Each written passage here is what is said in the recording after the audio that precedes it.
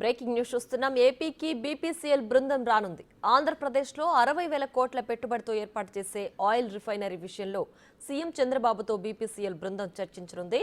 ఇటీవల చంద్రబాబు ఢిల్లీ పర్యటనలో ఆ కంపెనీ ప్రతినిధులతో సీఎం భేటీ అయ్యి ఏపీకి రావాలని ఆహ్వానించారు. చంద్రబాబు ఆహ్వానం మేరకు నేడు సచివాలయంలో చంద్రబాబుతో భేటీ కానున్నారు.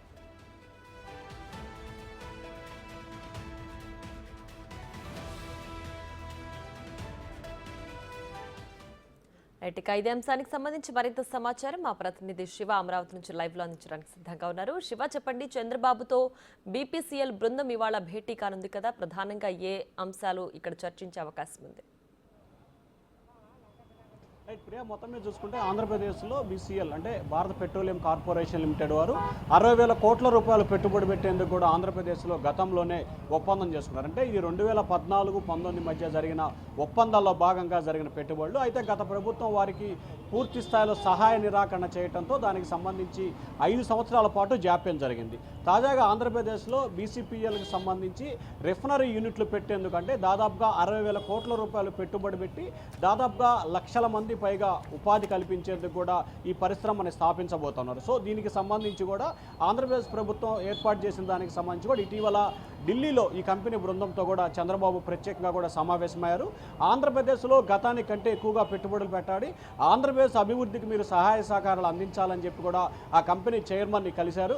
కలిసి మీరు ఆంధ్రప్రదేశ్కి రావాలని చెప్పి కూడా చంద్రబాబు వారికి సాధారణంగా ఆహ్వానం పలికారు. సో ఈ నేపథ్యంలో చంద్రబాబు ఆహ్వానానికి మన్నించి కూడా ఈరోజు బీపీసీఎల్ చైర్మన్తో పాటు కొంతమంది బృందం మధ్యాహ్నం ఆంధ్రప్రదేశ్ సచివాలయంలో ఆంధ్రప్రదేశ్ ముఖ్యమంత్రి చంద్రబాబుతో భేటీ కాబోతున్నారు.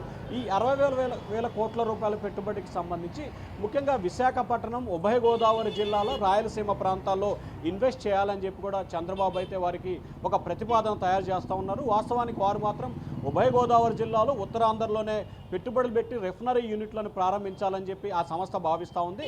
కానీ రాయలసీమ పూర్తి స్థాయిలో వెనుకబడిన ప్రాంతం రాయలసీమలో కూడా కొన్ని పరిశ్రమలు తీసుకురావాలని చెప్పి కూడా ప్రభుత్వం ఆలోచన చేస్తూ ఉంది.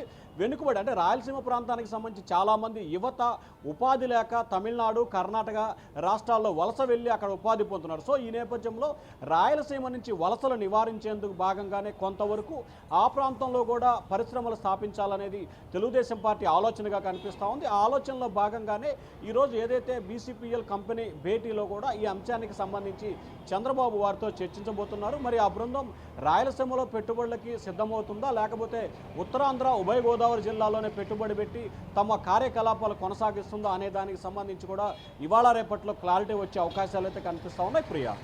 Right Shiva, thanks for the updates.